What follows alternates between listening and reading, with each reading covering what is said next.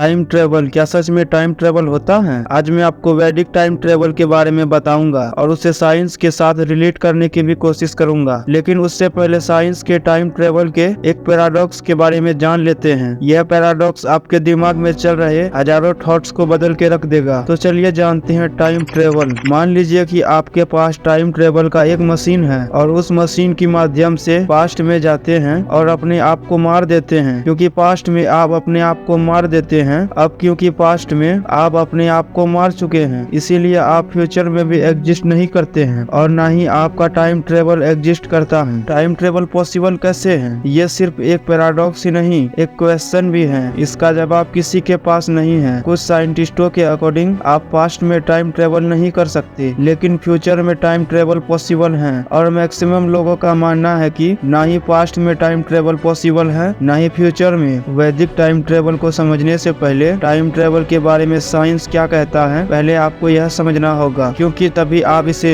आगे रिलेट कर पाओगे। तो हमारे एल्बर्ट चाचा उसके सिद्धांत के आधार पर अगर कोई हम ऐसा स्पेसशिप बना लेते हैं जो कि लाइट के स्पीड से ट्रेवल कर सकता है, तो टाइम ट्रेवल पॉसिबल है। और इस बात को साइंस ने प्रूव भी किया है। अब आते हैं वेदों पर। प्राचीन काल में नारद मुनि, अश्वनी कुमार, सनत कुमार और भी बहुत सारे देवी देवता टाइम ट्रेवल करते थे। हमारे वेद और पुराणों में ऐसी कई घटनाओं का जिक्र मिलता है। जैसे रेवत नाम का एक राजा ब्रह्मा जी से मिलने के लिए ब्रह्मलोक में गया और वो पुनः धरती लोक पर लौटा तो समय 4 युग बीत चुके थे। रेवती के पिता रेवत अपनी पुत्री को लेकर ब्रह्मा जी के पास उचित वर की तलाश में गए। तब वे ब्रह्मलोक में पहुँचे तो उस समय हाहा और हूहू नाम का गंधर्व गाना प्रस्तुत कर रहे थे। गाना समाप्त होने के बाद रेवत ने ब्रह्मा जी से अपनी पुत्री के वर के बारे में पूछा। तब ब्रह्मा जी ने कहा, ये गाना जो तुम्हें अल्पकालीन लग रहा है, ये 4 युगों तक चला है। जिन वरों की तुम चर्चा कर रहे हो उनकी पुत्र प्रोत सहित सभी पीढ़ियां समाप्त हो चुकी हैं और तुम जाओ और शेषनाग के साथ इसका विवाह करवा दो, जो धरती पर बलराम के रूप में अवतरित हुए हैं। अब आपके मन में कई सारे सवाल होंगे कि कोई व्यक्ति 4 युगों तक कैसे जी सकता है? आखिर क्या उस समय टाइम ट्रेवल पॉसिबल था? और ऐसे बहुत सारे क्वेश्चन होंगे। अगर मैं आपको डायरेक्ट बोलूं तो समझ में नहीं आएगा, इसीलिए मैं आपको साइंस के साथ समझाने वाला हूँ। साइंस के अकॉर्डिंग पृथ्वी जहाँ पर हम रहते हैं और स्पेस दोनों ही जगह समय अलग अलग चलता है और समय को चौथा आयाम बताया जाता है, यानी कि 4 डायमेंशन, कि हम समय को आगे बढ़ता हुआ देख सकते हैं, इसलिए इसे 4 डायमेंशन माना जाता है। हमारे पुराणों के अनुसार ब्रह्मा जी रहते हैं 5वें आयाम में, यानी कि 5th डायमेंशन में। अब जो मैं आपको बताने वाला हूँ उसे ध्यान से सुनिए। अभी आपके स्क्रीन पर चारों युगों का आयु काल है। जब सबको जोड़ देते हैं तो बनता है एक महायुग। श्रीमद् भगवत गीता के अनुसार सहस युग अहर्यद ब्रह्माने विदु, मतलब ब्रह्मा का एक दिन 10,000 महायुगों के बराबर होता है। इसके अनुसार ब्रह्मा का एक दिन 4 खरब 32 अरब वर्षों का होता है। ये हमारे 4th डायमेंशन में समय अलग से चलता है और हमारे 5th डायमेंशन जहाँ पर ब्रह्मा जी रहते हैं वहाँ पर समय अलग तरीके से चलता है। इसीलिए समय का इतना अंतर हमें देखने को मिलता है। प्राचीन काल में जब साइंस इतना डेवलप नहीं था तो वेदों और पुराणों को गलत माना जाता था कि समय एक्यूरेट है, ये कभी नहीं बदल सकता। अगर मैं आपको कहूँ कि धरती पर 10 बज रहे हैं तो क्या उस समय मंगल ग्रह पर भी 10 बज रहे होंगे? आइंस्टाइन के समान सापेक्षता सिद्धांत के अनुसार बिल्कुल नहीं। आइंस्टाइन के अकॉर्डिंग समय की धारणा हर स्थान पर अलग अलग होती है। आइंस्टाइन ने कहा था कि 2 घटनाओं के बीच मापा गया समय इस बात पर निर्भर करता है कि उसे देखने वाला किस गति से चल रहा है। मान लीजिए राम और मोहन जुड़वा भाई हैं। राम को स्पेसशिप में बिठाकर अंतरिक्ष में किसी ग्रह पर भेज दिया जाता है और मोहन को पृथ्वी पर ही रखा जाता है। मान लीजिए कि राम स्पेस में 1 साल तक बहुत तेज गति से ट्रेवल करता है, लेकिन जब वो पृथ्वी पर आता है तो 10 साल बीत चुके होते हैं, यानी कि राम 10 साल भविष्य में चला गया और उस सफर के दौरान वह यह देख सकता है कि पिछले 10 सालों में क्या क्या हुआ। जैसे कि आपने किसी के ऊपर गोली चला दी और उस गोली को आप देखना चाहते हैं। ऐसा करने के लिए आपको गोली से भी तेज स्पीड में जाना पड़ेगा, फिर उसे पीछे मुड़कर देखना होगा। इसी तरह हम जो भी चीज करते हैं और ब्रह्मांड में जो भी घटना घटती हैं वो फैलती जा रही हैं, और अगर उन घटनाओं को देखना है और उसमें बदलाव करना है तो आपको उनसे भी तेज गति से ट्रेवल करना होगा। जैसे लाइट 1 सेकंड में 3 लाख मीटर की दूरी तय कर लेती है, इसी तरह हमारी सारी एक्टिविटीज ब्रह्मांड में फैलती जा रही हैं और हमारा यूनिवर्स खुद भी एक्सपेंड कर रहा है। और समय में बदलाव के लिए प्रकाश की गति से भी तेज चलना होगा, इसीलिए कुछ लोगों के लिए टाइम ट्रेवल पॉसिबल नहीं है। दोस्तों वीडियो आप लोगों को अच्छी लगी तो वीडियो को लाइक कर चैनल को सब्सक्राइब जरूर करें।